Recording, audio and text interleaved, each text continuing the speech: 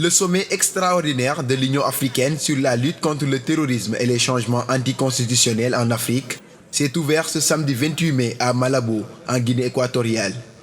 Cette deuxième journée, dont les travaux ont démarré par l'observation d'une minute de silence à la mémoire des victimes du terrorisme en Afrique, est destinée aux questions de sécurité qui pèsent dans la stabilité du continent.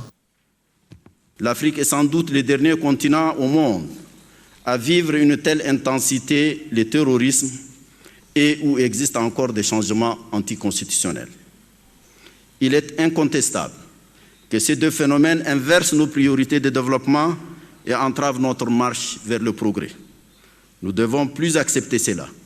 Il nous faut relever ces défis, ce double défi, par des mesures audacieuses et courageuses, tant à l'intérieur des États qu'au niveau régional et continental, afin que cessent de prospérer sur le continent ces atteintes intolérables à notre sécurité et à notre stabilité.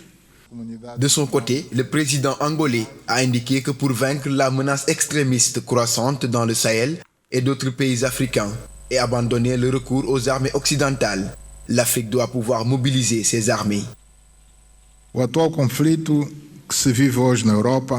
Le conflit actuel en Europe nous enseigne que les questions de sécurité sont toujours au centre de la coopération internationale en premier lieu. Chaque continent doit avoir sa propre stratégie de défense commune. Ce conflit confirme également les profondes inégalités de traitement des pays et des peuples devant les guerres, pandémies et catastrophes naturelles. Perante guerras, pandemias e calamidades naturais. Ce sommet de l'Union africaine se déroule dans un contexte marqué par 5 coups d'État en Guinée-Conakry, au Burkina Faso, au Mali, au Soudan et au Tchad depuis 2021.